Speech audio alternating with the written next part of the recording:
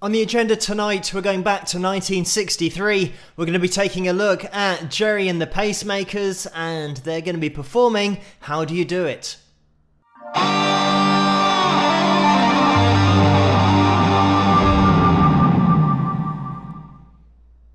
Hello, Phil here from Wings of Pegasus, and welcome to another live analysis video. And thank you guys for joining me on this one tonight. And another thank you to you all for requesting this video for tonight. Following the sad news that Gerry Marsden passed away recently, we're going to be taking a look at Gerry and the Pacemakers. And this is obviously back in the 60s. And the song that we're going to be taking a look at is How Do You Do It? And it is a short song. It tended to be the case back in the 60s. The songs only lasted sometimes 2 minutes, 2.5 minutes, a maximum of 3. And this is one of those. The performance and the intro that we're going to be taking a look at is just over 2 minutes in length, 2 minutes and 8 seconds. So we will watch this the whole way through, and then we'll jump into the analysis afterwards. But let's get Gerry and the Pacemakers up on screen and see how they get on. Thank you very much indeed. And hello from us. It is nice to be playing in Sweden, and it's wonderful. Let's do a little number which was our very first record, which I do hope you like and know. I'll sing it. It's called How'd You Do It? 1, 2, 3,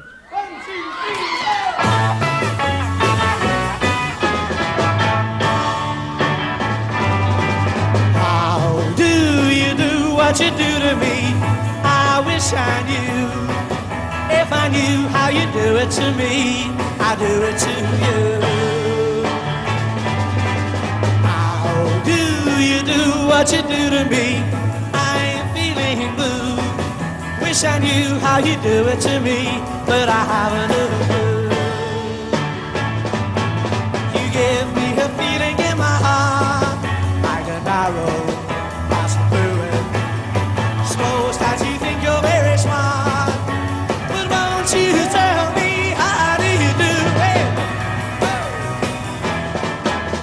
How do you do what you do to me? If I only knew, then perhaps you'd fall for me like I fell for you.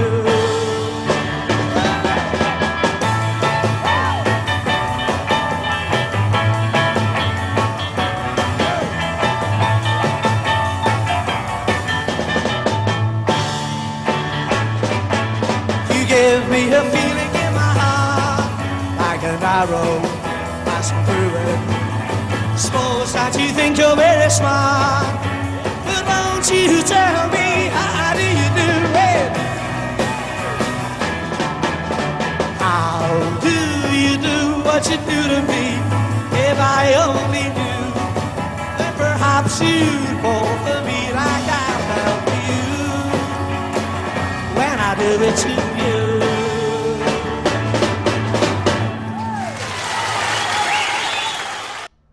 And there we have it. This is one of those songs, and a lot of Gerry's songs, all the songs they performed, were just ones that I think everybody knows, even if they don't realise that they know them. They are songs that everybody has heard. And the way that Gerry performs live here, being so happy and always smiling when he's performing, it's something that is infectious, that you just start to connect with him. And the way that he plays the guitar and sings at the same time, we are going to be breaking that down, because there is a lot going on with chord shapes that are simplified, the rhythm side as well, the way that he introduces downstrokes but mutes them as well to keep the rhythm moving the whole time. So we will be looking at that. But first of all, just to mention about actually Mersey Beat, just while I remember, because that was brought up on last night's live stream, just asking for that to be explained. And the River Mersey is just south of Liverpool, and it's very close. And of course the Beatles coming from Liverpool, and Gerry and the Pacemakers being from Liverpool as well. It's just something that started to describe the sound of bands that came from Liverpool. And of course with their accents, as we heard here with Gerry introducing the song, it's very obvious when a band are from Liverpool. because of that accent and the way that that sometimes does get into their singing as well. You hear the words just pronounced ever so slightly differently, which would of course be more dramatic as they then went over to the USA, because these accents would have sounded totally different to the Queen's English, which is very posh, whereas the Liverpudlian accent is certainly unique. So explaining that, it's the area that they came from, and it was just called that. And there was a publication, as I found out now, called The Mersey Beat, which did cover bands at that time. So when we're talking about Gerry and the Pacemakers and the Beatles, we're talking about exactly the same times. And the times that they overlap, we're talking 1963 is when this song was released, and I think I mentioned this on my other video that I did on Gerry and the Pacemakers, and I will include a link to that in the description below, so you guys can watch that if you want to. I do get into a lot of the history in that video, so I won't be covering it all in this particular video. We'll be looking at performance elements here and breaking down the guitar work. But when we talk about the history of Gerry and the Pacemakers and the Beatles, this song was initially recorded by the Beatles, and they hadn't released their first single yet, and this was one that was chosen as the first single for the Beatles. They got in the studio, they recorded it, and George Martin, of course, was the producer in the studio who chose this song for the Beatles because he thought that it was a #1 hit, and he was convinced of it, whereas the Beatles thought it wasn't really their style. So they decided to pass on it, and they went for Love Me Do as their first single that they released, and that was very, very popular, as you guys already know. But when it was then George in the studio with a new clients that he had, which is Gerry and the Pacemakers, he was then recording them, and he brought up this song because George was convinced that this was a #1 hit. So he said to Gerry and the Pacemakers, I've got this song called How Do You Do It, and I think it's going to be a #1. You should release it as your first single. As we can hear on this video, Gerry just introduces it as their first single, and it was a monster hit. Went straight to #1 here in the UK for 3 consecutive weeks. It was at the #1 spot, and I think it was knocked off the #1 spot by the Beatles. So you start to get a bit of an appreciation for how these two bands at that time, the Beatles and Gerry and the Pacemakers, were really all over the UK charts, and this particular song wouldn't be released until a year later in the USA. So having massive success here in the UK. And just another thing to mention about this is the way that we've got Gerry's vocal that instantly spans an octave in the first line of the song. The first 2 notes of the song are two notes that are an octave apart. I might grab the guitar just to show you guys what I mean, because sometimes it's difficult to understand if you don't play an instrument and you're kind of not musical either. It's very difficult to hear what I'm talking about in a musical sense. But we've got this, we've got that span of an octave, and that's going from our A, and we're actually going from the E to the E. So yeah, we are spanning the octave of E here. And another thing about these shapes and everything that Gerry plays is that the chords that he's playing might seem like other chords, but they're not, and I will get into explaining that. And also, while I've got the guitar out, we will go through the intro as well, because I know that it's mostly played on the piano, but something that Gerry does do is take this hybrid picking technique of playing these 2 strings together, which again, as I've just demonstrated, we are playing these 2 E's together. We've got the E5 and the E4 here, and he's sliding this down and always keeping this octave.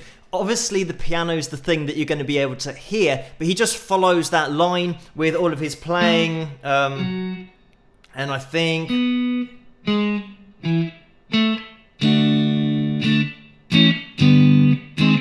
something along those kind of lines. Once you've got used to those octaves, and just to demonstrate what I was doing there and what Gerry's doing, he's playing the first finger with his pick and then using his either third finger or second finger, it doesn't really matter, whichever you find most comfortable, to then pick that high E string.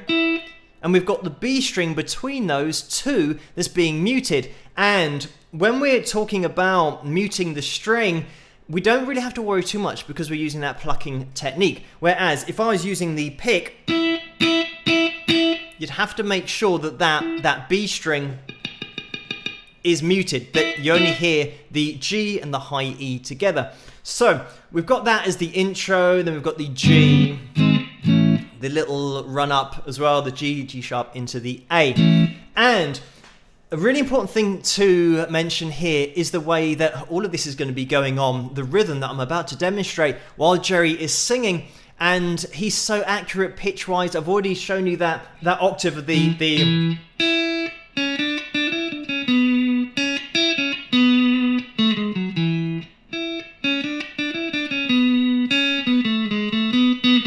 we've got that kind of vibe going on with the melody that's going on vocally. As you can see there, I'm just playing through pretty much notes of that A major scale. That's what's going to be making up the main melody here.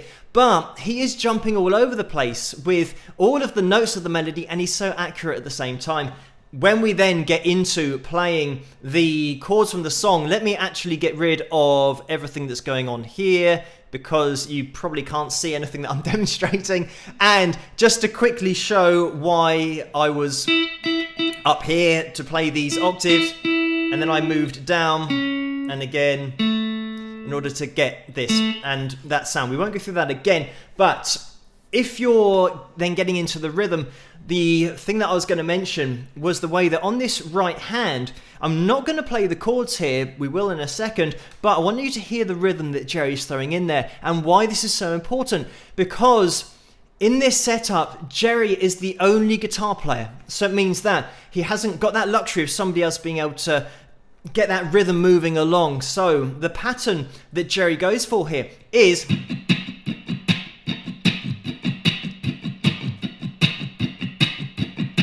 and hopefully you can hear the guitar and it's coming across, because we've got this strike of the strings there. So we're going 1, 2, 3, 4, 1, 2, 3, 4, 1, 2, 3, 4. And that is just going to keep everything moving, as well as throwing in all of those other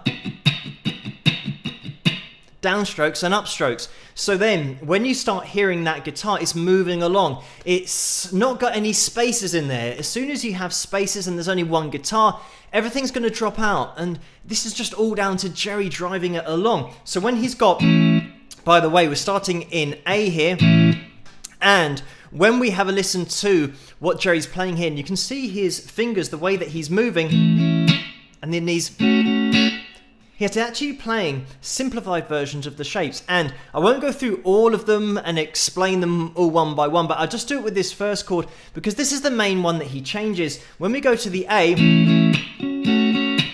we've got this movement over to what you might hear as an A sixth chord, the classic 60s chord that all the bands, I say all the bands, especially the Beatles, ended on in order to have that sixth in there. So this is an A sixth chord that I'm playing. And when I go back to this sound that we just played, you think, well, that's the same chord, and it's exactly the same notes. If we're listening out for, and then we have exactly the same notes, but these notes also make up the top end of an F sharp minor chord. So it means that what Gerry's doing is just taking the notes from the top end of this F sharp minor so that he doesn't have to shift all the way down, and he can play it where he is. So this is why it's going to sound like an F sharp minor, because the bass, a really important thing to mention about the bass, playing the root notes of the chords, because it means that Gerry can now not have to jump around his guitar. He can let the bass just play the root notes, and he can just play little parts of chords and get away with it, because he doesn't have to worry about moving to the root notes himself. And we have Les Chadwick, by the way, on bass here. So just supplying these root notes, it means that if I was playing this and shifting, which Gerry isn't doing, we'd go, and you have to move all the way down there. Whereas the way that Gerry's playing it, he's just moving his hands across, and just his fingers across like that. And then we get into a standard B minor chord here. And then we're coming into this E7th shape, like that. And probably you want to leave that low E string nice and open, get a little bit of twang on that low E string to get it to stand out, and then you're back into your A chord again. So altogether we've got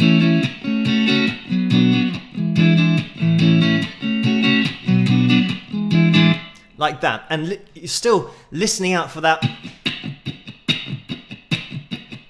because that is so important in the rhythm. And I don't want to understate how important it is, because we've only got one guitar. So once we've been through that, we also get this little section where we've got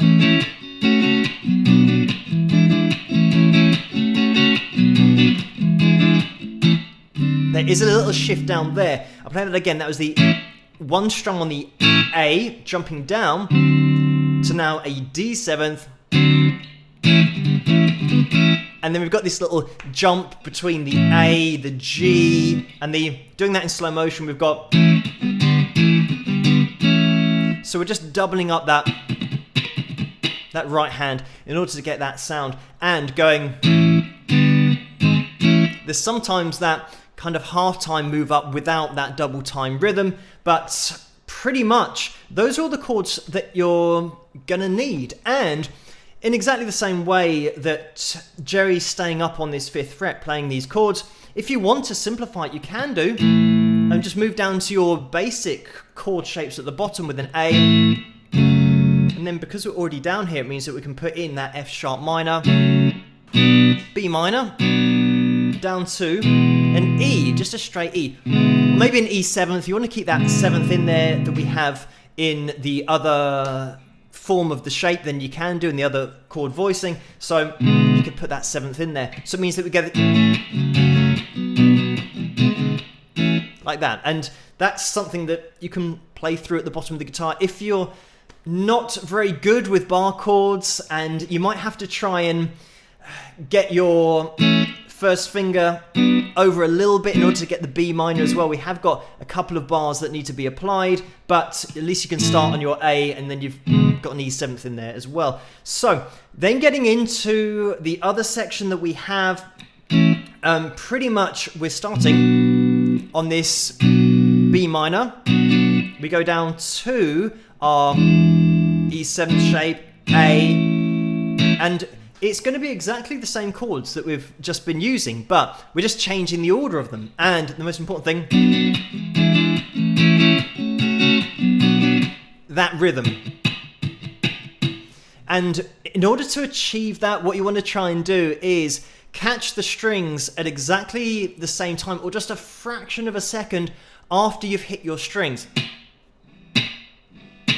Like that. And it's something that's going to take a bit of practice, but even if you're not doing that, you still want to apply that same rhythm pattern that we have, going and get that groove going in there. And the slightly more advanced part of it of catching your strings will just take practice, but you will get there if you want to start applying that. So once we've gone into this,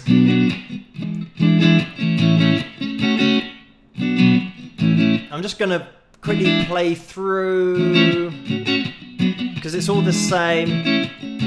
Apart from this bit, we've got our B, we've now got our B7 shape,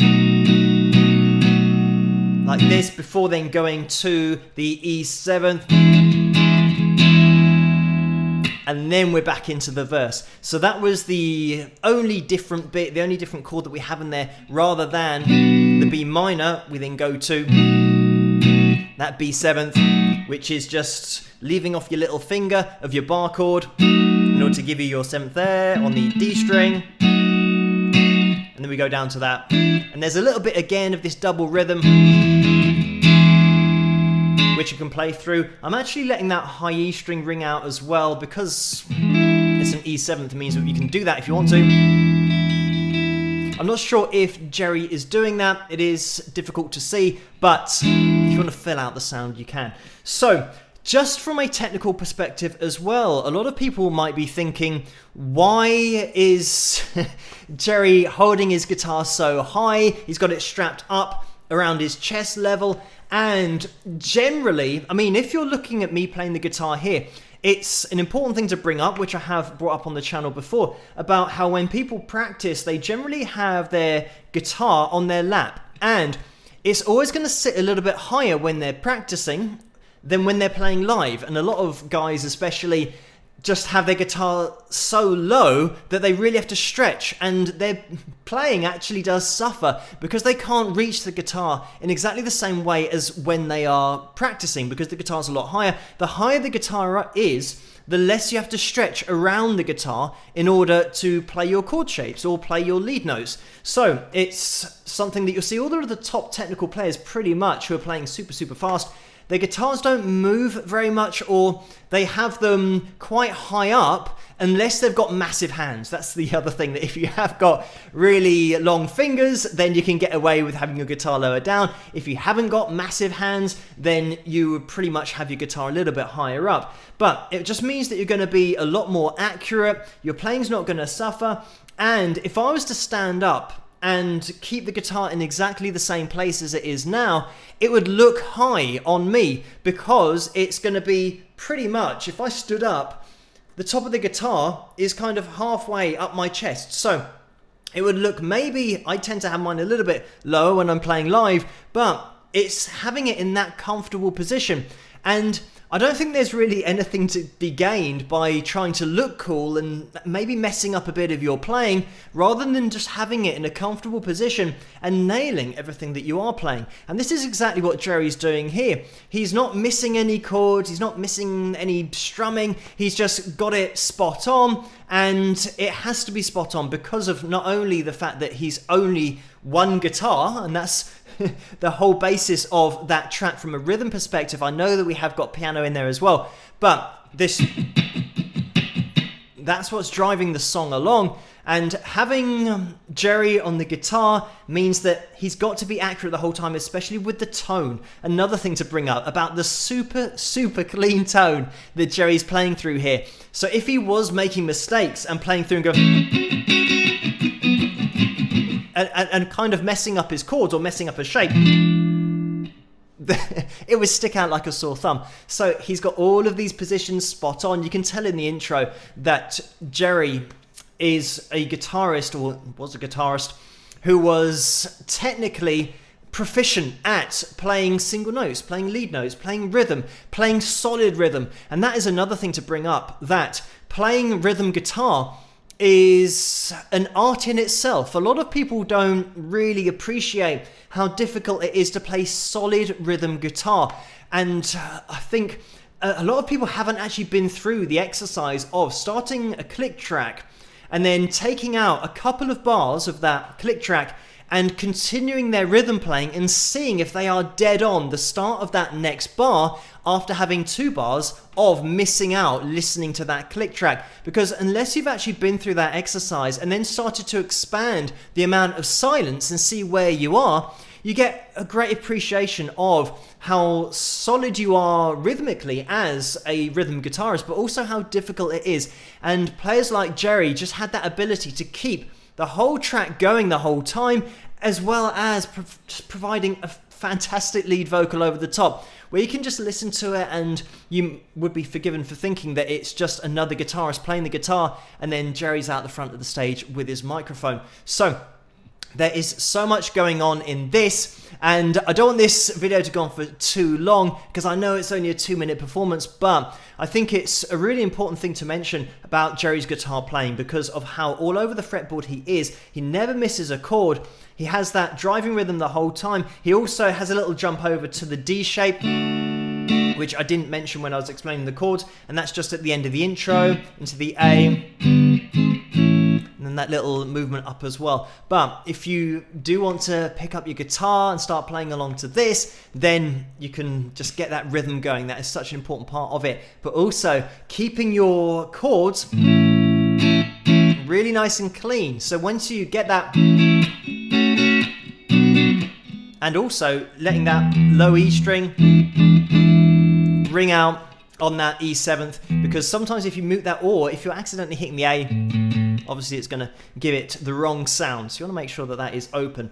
But those are all of the chords, and pretty much, I mean, this whole performance is spot on. I know it's only a couple of minutes in length, but we also had Freddie, his brother, on drums and supplying such a solid groove. Again, the bass, the drums have got to be spot on throughout the whole performance as well. Les Maguire on piano, and Gerry just really holding it all together at the front of the stage. But I think this is going to be it for the end. Well, the end of this live analysis and going to be it for this analysis. But thank you guys for requesting this. I think that in the description below I have a video that is linked in there that also has Chuck Berry playing. I think they did a performance together, and that is maybe 13 or 15 minutes, and I think there's about 10 songs on there or something crazy like that. So it really does show you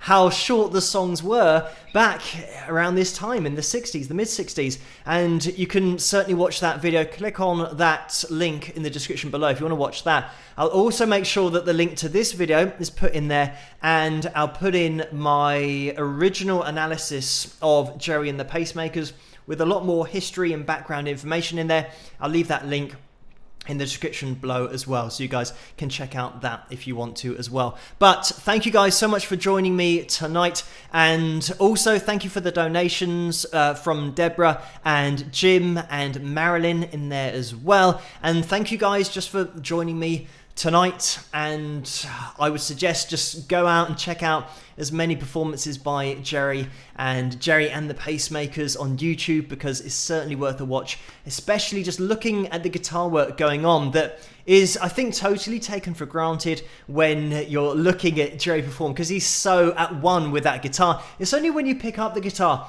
and you start trying to throw these chords together with that rhythm, with the really clean tone, that you get a totally different appreciation and deeper appreciation of what Gerry does in these live performances. But thank you guys so much for joining me, and I will see you guys at the next one. Everybody try and stay as safe as possible, and I will see you then.